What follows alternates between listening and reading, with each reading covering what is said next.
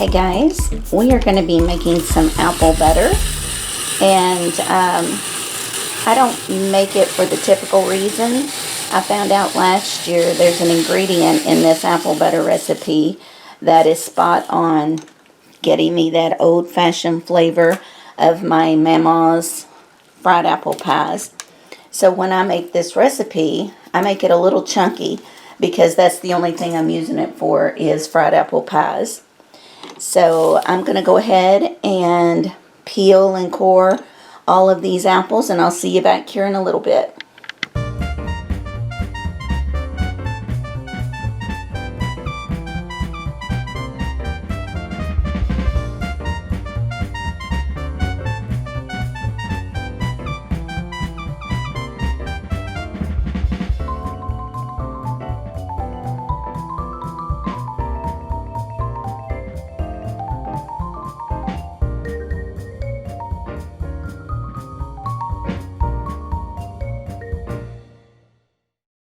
Okay, so now we're going to make the seasoning. The original recipe called for 3 cups of sugar. I don't use that much. I use about 2. And then we're going to need 2 teaspoons of cinnamon. And by the way, I use little jelly jars for my spices, and I ordered these off Amazon. They're fantastic. And the ones I don't have or use very often are in the smaller jars. Okay, so let's get our cinnamon.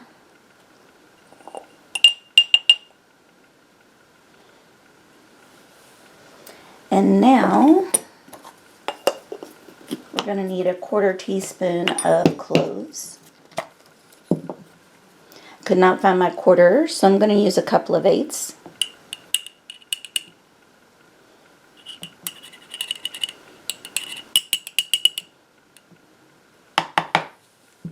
The same with my nutmeg, because it's also a 1/4.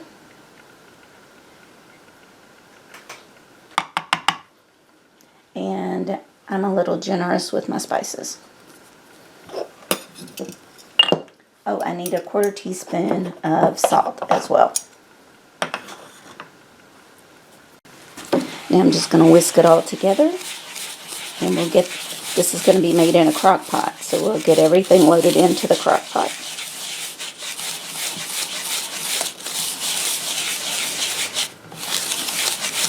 Oh, it smells really good. Okay, so we're going to put 1/3 of our apples in the crock pot.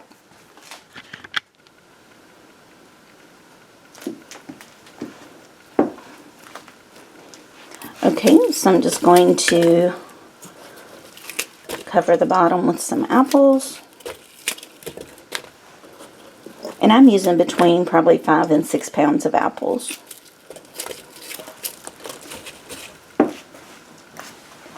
Now we're going to sprinkle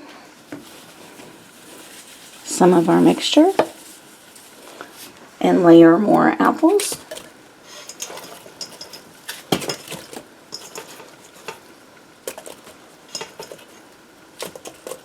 Now because I'm going to leave this kind of, I'm going to leave this kind of chunky for my apple butter.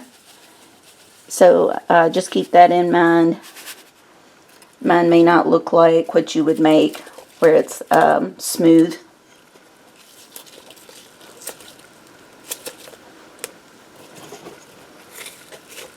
These will really cook down too, so we're going to be filling up this crock pot.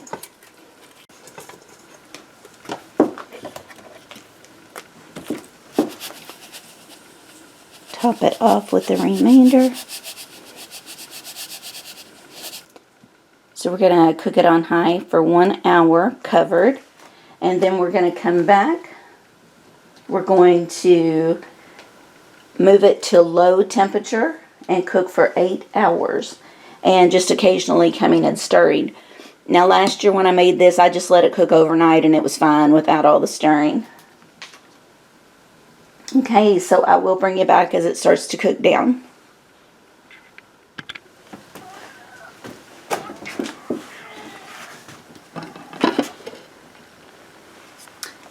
been an hour. So we're just going to stir this around a little. Really juicy in the bottom where the apples are cooking down.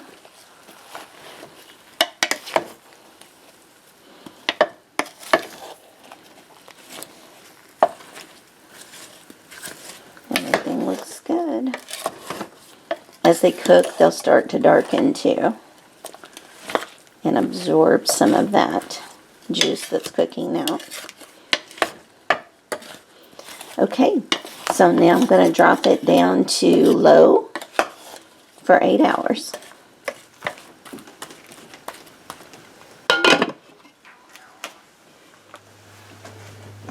Hey guys, welcome back. Now as you can see, these were some really juicy apples.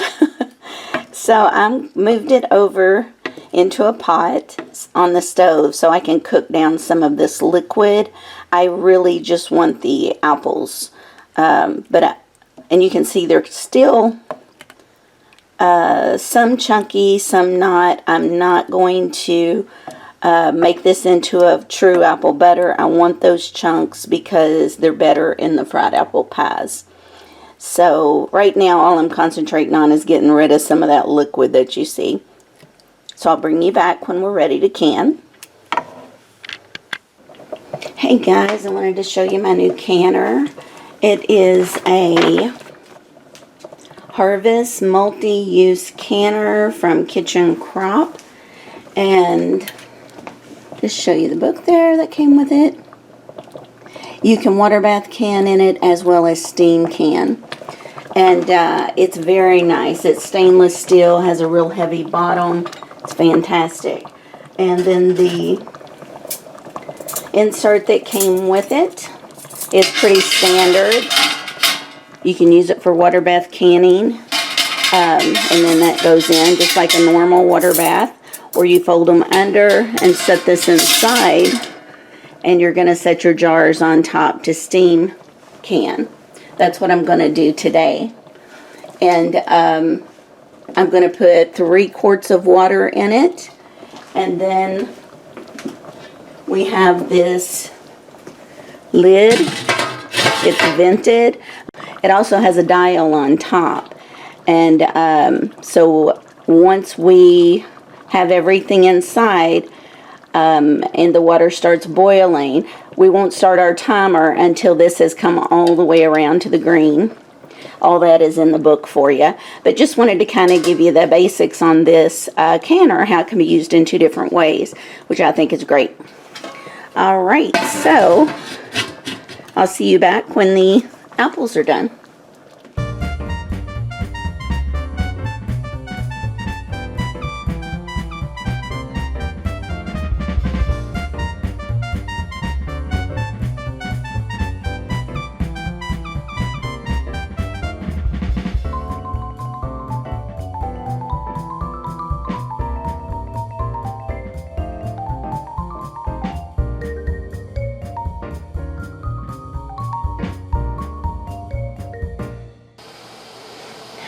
Alright, now just finger tight on the rings.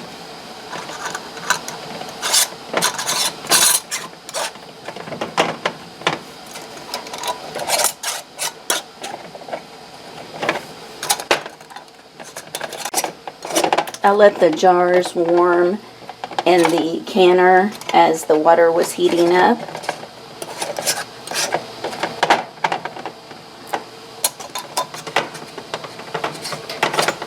So you wasn't putting hot apples into cold jars.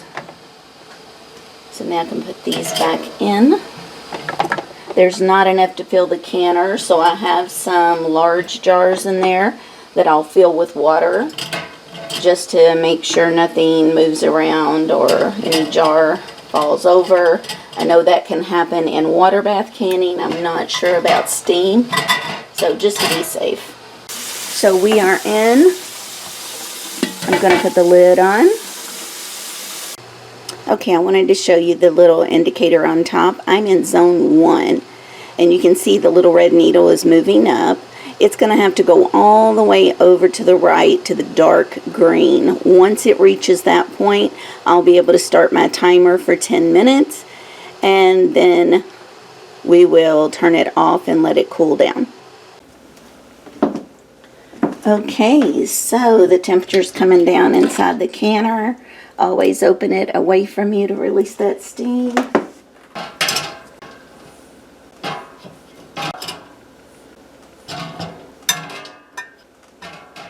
Okay, so you can see the little bumps are still up in the center there.